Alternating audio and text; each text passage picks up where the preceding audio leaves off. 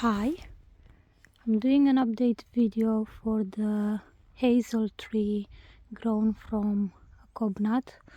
This was planted in the autumn of 2022. Now we are in January 2025. I can't remember exactly the variety, but I think it was from an anise cob nut.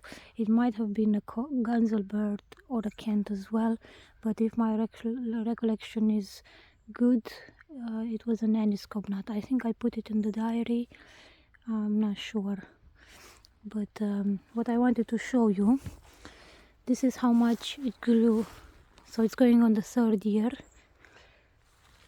full season, and it grew straight in the soil here. We have saplings in the nursery, for example the ones we grew last year in 2024, which grew quite a lot compared to this one, for example, but those were in a box with really rich soil, so I think they had slightly better soil than here, although this soil here is pretty good also. So you can see how much this grew. Now what I especially wanted to show you are the branches of the sapling here, the young tree now. It feels like a tree. The trunk is getting thicker and thicker. Here we have two little ones. I just planted another cob nut there where I put the stick, but yeah, you can see the branching. This is what happens when it starts to age. So I could have shaped it, maybe pruned some of the branches, depending on how we want to keep the trees in our garden. We can have them with like a taller stem and then have it bush out, or we can have them with bushes, this is more like it.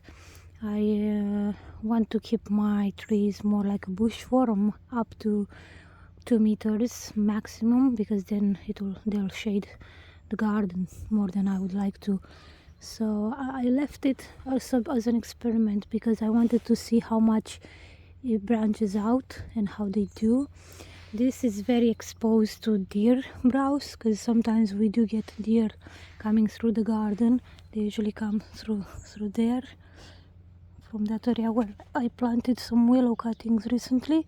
So they come through the gate, go around there, and I had some which attacked the plum tree. So as you can see, I put a guard now, but it didn't have that before, and it scratched the tree, hurt the tree a bit, but it's recovering. The bark seems to heal, so that's good. But yeah, they come this way and they go to the forest, so hopefully they will leave most of the trees alone.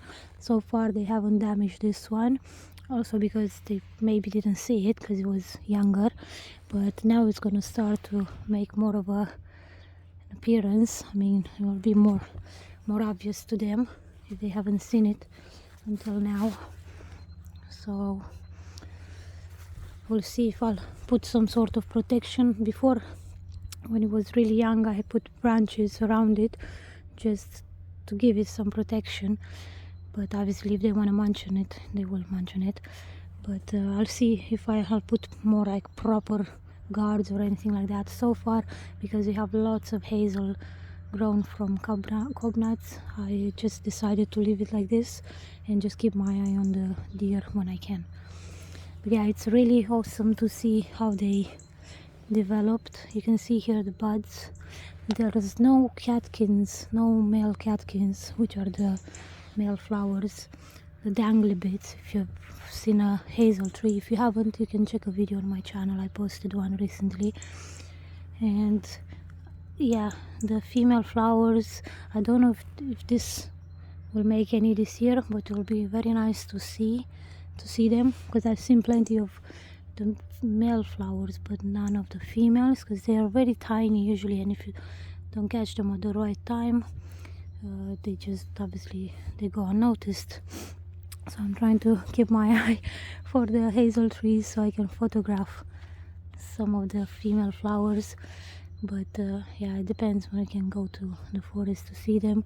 These are still quite young, but maybe if not this year, maybe next year they'll make some flowers. We'll see. It's anyway, I might have to start shaping it a bit, and I'll let it grow totally wild. So I may, for example, remove this stem here, this stem, there's there as well, and give it a bit more of a shape, and yeah, and like side branches. But so far, as you can see, it's grown quite, is it pleased. Yeah, really happy.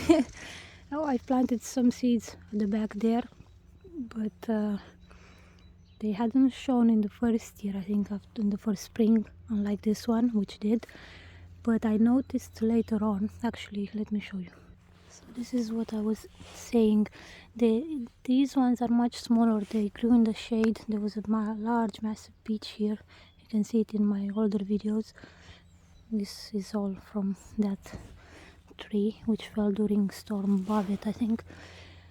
So yeah, these didn't came in the first spring, but I noticed them recently, well, a couple of months ago. They were tiny. They were all collapsed like this with the branches on them. So I noticed them. I removed the leaves from them, and I surrounded them. There's like 5 of them. Yeah, I think so. So I surrounded them to give them a little bit of protection in case of hare, like or deer. So they have a more chance. They have more chance to develop thicker stems, like the one I showed you earlier. But yeah, I showed you just because we put a seed in the first year doesn't mean they will come up immediately.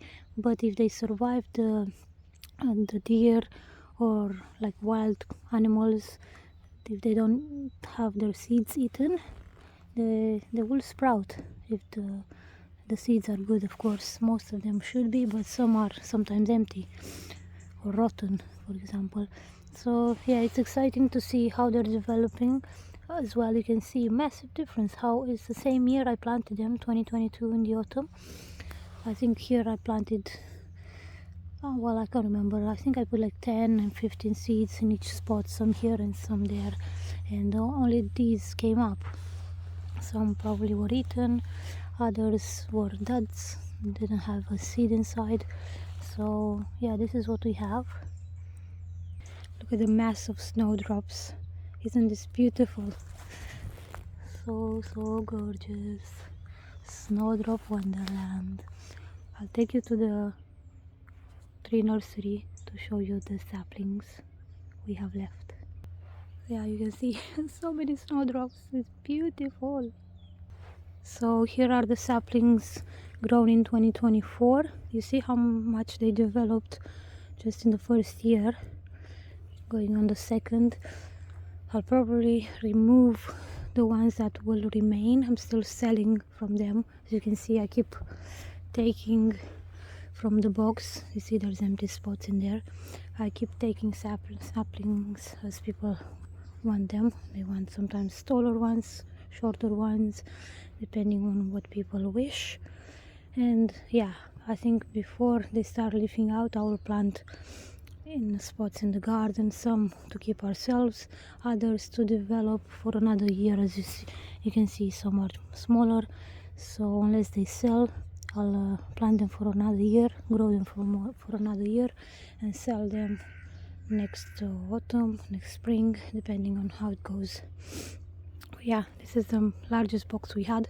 Hopefully we'll make bigger ones this spring, at least one I'm hoping to make. It all depends on how many saplings I sell, so I can invest in those boxes.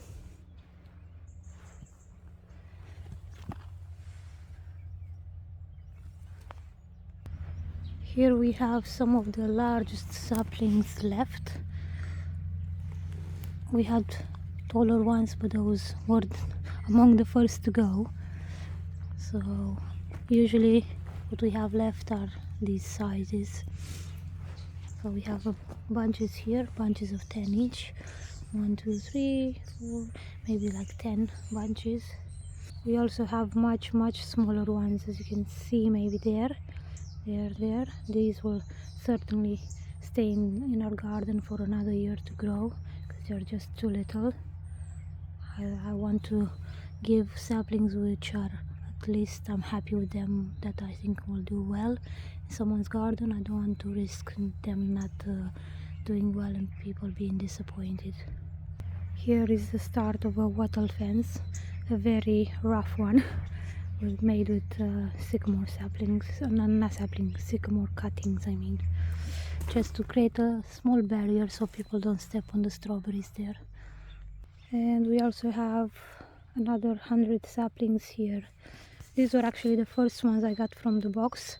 Some sold from this bunch, but most are still here.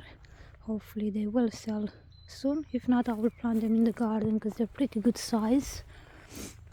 These are this one and this one perhaps are a bit taller than the rest, but most of them are, as you can see, they're buried in, so they're maybe even double, if not more. Well, maybe not double, but yeah, I think it's just I made sure the roots are covered and more than the roots. If I were to unearth one, you'll see it's much taller. It's just to give them protection from frost and weather like that. And in that area we have the willow cuttings I planted yesterday. So here we have not 20, the 12 are here. There's more by the fence. So we have 12 cuttings here, different varieties, so 6 varieties, 2 of each variety, I mean. So this is what I did. I'll make a separate video just for the willow cuttings to show people if they wish to see how exactly I did it. But yeah, basically I put the sticks in the ground and at their base I put cardboard. I didn't water it because it looked like it was going to rain, and I think it did rain last night. If it wasn't going to rain, I would have watered it this morning just once, but they seem fine. Willow is pretty good to root. One of the easiest plant beings to root, so I'm not that worried, although it is my first year, so I don't know, we'll see until I actually see it in my own garden. You know, it's always different seeing it on other people's videos. But and I put some barrier here a bit. If deer come through there and go this way, hopefully they'll leave the saplings to develop and they won't munch on them, although I'll have to keep an eye on that. I might put more branches here.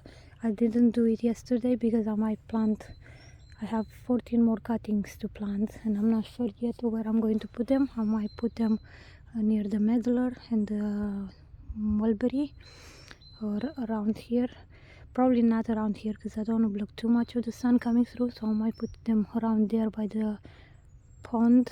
Well, it's not a pond at the moment, but I've started making one.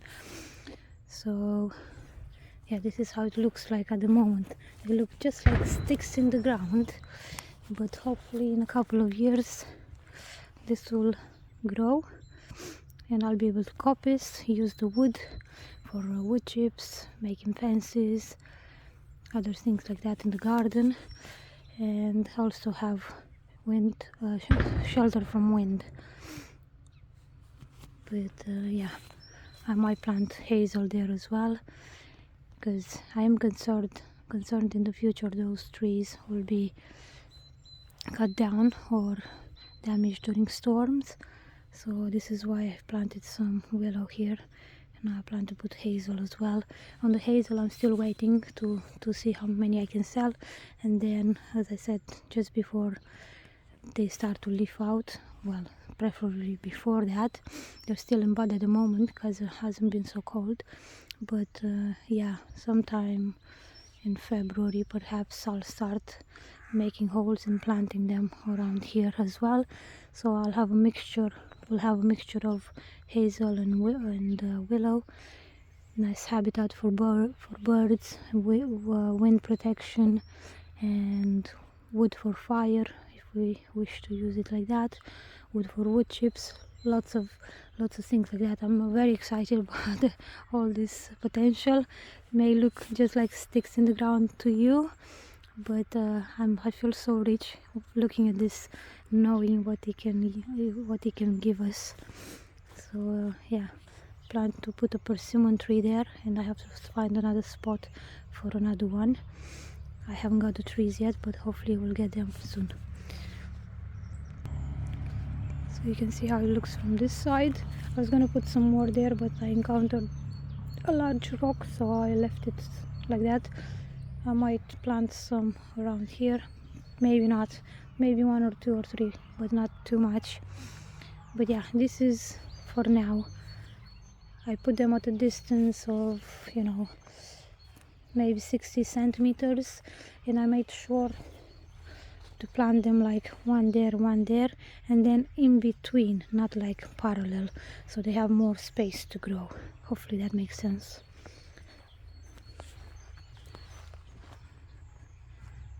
But yeah, I was gonna make a video just about the hazel. Got a bit directed to another area as well. I'll make a separate video for the willow in a moment. But yeah, some of the things going on in the garden at this time of year before I go back to working on the book. Some urgent editing needs to be done before sending the manuscript to more beta readers. Thank you for watching. Take care.